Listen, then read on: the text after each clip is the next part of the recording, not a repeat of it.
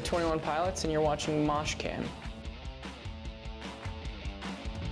I'll always love South Korea.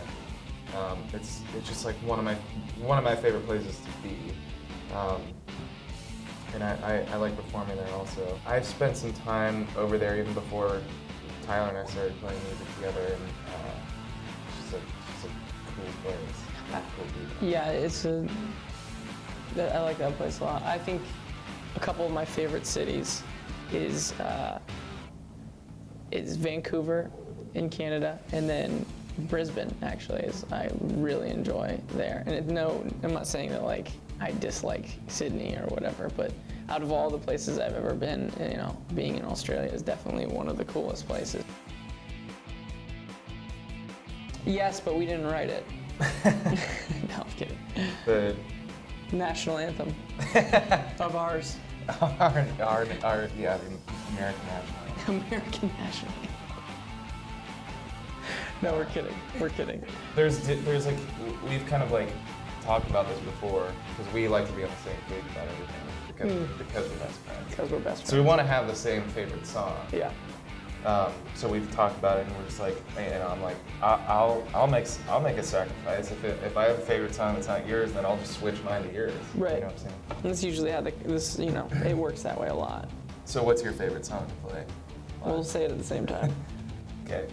1, 2, 3. Ode to Sleep.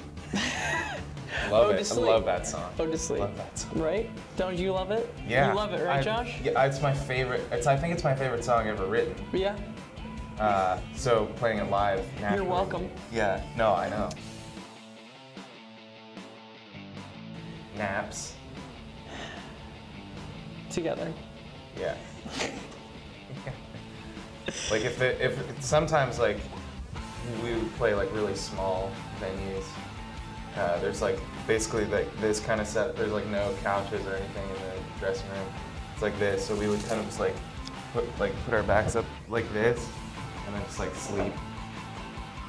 Probably up until it was about 5 minutes before the show when we put our clothes back on. Back on. And then go out there and shred. Shred. It's like the opposite. Like it's a horrible word for what it is that we do on stage. You just go out there and jam out for a while. Out. I hate jamming out. You ever jammed out before? When you go to festivals all over the world, they hold up very odd signs, and I saw Bob Saget's head one time. Oh. Someone just held up a huge Yeah. Bob Saget head. It's just like, right. I'm singing this song that I originally wrote for my mother, but I'm staring right into the eyes of a huge Bob Saget. Yeah, those festivals, it's just like you're looking into real life Tumblr. Like I'm looking up and seeing like big, giant like sticks with a big poster on it that's just a cutout of pizza. It's like, that's great. And cats, like pizza and cats, it's like the internet. I'm looking at the internet right now in real life. Yeah, and then you'll see like a giant like full suit gingerbread man get crowd surfed to the front, and like you're playing music, but everyone's watching the gingerbread man get surfed, and you're just like, yeah, this is good. This is what I visualized when I wrote this song. Just being the soundtrack to people watching this guy. Yeah. There's a lot of there's a lot of fan fiction that's like super weird. That like I'm fine with it. Yeah, it's more like fan nonfiction. Stuff about like Tyler and I like buying matching Lamborghinis and driving really fast and working out together. Weird stuff like that, you know. Yeah, that's like it's like the G version. Yeah. We kick each other out of the band probably like every other week, and so that's actually true. It's not a rumor at all. And then we form back. Well, he's the lead singer, like so I can't kick him out, but I get kicked out a lot, and then sometimes I just quit. But then it's really cool because it's like, this next show is like a reunion tour. You know? It's good for promotion because like when that does happen, when like bands like break up, it's like big news. And then when they get back together, it's even bigger news. Yeah, so and like they if sell we out feel arenas and stuff. if we feel like there's a show coming up where we haven't sold enough tickets, you know, we'll just be like, let's break up, and then we'll get back together, and you know, maybe more people will come out and see us play for the last time because we're breaking up after that too. So,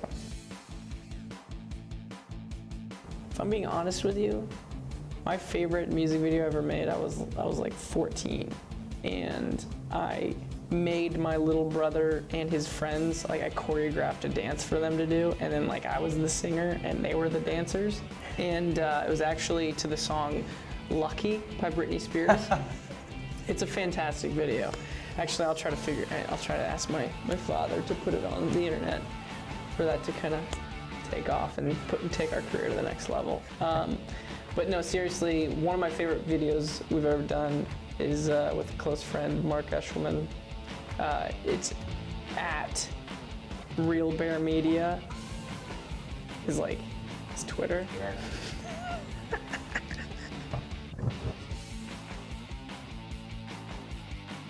We don't get too crazy.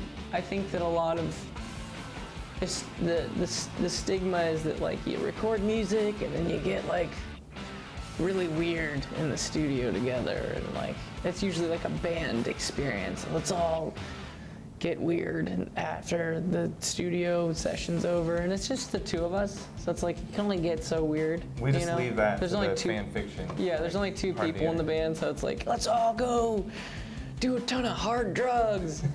You know, it's just like, Josh, you want to do hard drugs? Like, it's not really that cool of a conversation. So we tend to stay away from hard drugs. But, I don't know, am I answering the question at all, actually?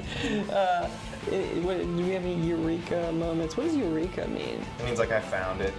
I found it moments? Yeah, like, oh. Yeah, I mean, yeah, we have those moments where it's just like, we can't wait to play that live. You know, the studio is a completely different experience from, you know, you don't really love recording. You know, you kind of have like this, you wrestle with the song the entire time. You fight it. You hate the song until it does what it is that you wanted it to do, and then you crunch it up and you make it awesome, and then you play it live, and that's when you love it. And then you're like, eureka.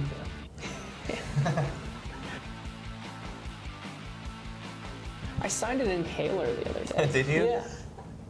That was cool. Did I sign that? I don't remember it. I don't think I you did. don't need this right now in case like something happens? The one kid told us that he was gay, like in front of his he like came out to his best friend, standing there with him. It was like kind of a weird experience. Yeah, we were in line. I remember that we were in line, or not, we weren't in line. People were lined up, and we were meeting everybody. And this person came up and said, "I want to just thank you for your music has given, it's given me a lot of strength and given me the ability to kind of like come out to my friend." And we're kind of just like, awesome. Yeah, That's I mean, great. like if that gives you strength to reveal that, and because I'm sure it's a very difficult thing to do. But then we realized that as he was saying it, his friend was next to him and looked at him like, and we realized he was coming out right there for the first time with us and the friend that he brought to the meet and greet. And so we were like, it was this moment where the two friends that have known each other forever looked at each other like, I don't know what was going through their heads exactly, but Josh and I were like, you want to take a picture now? Yeah, we're just like, let's all group hug yeah, right now. How do we kind of like wrap this up? Yeah. How does this end? I feel like this should be like a bigger moment. So that was cool. Yeah,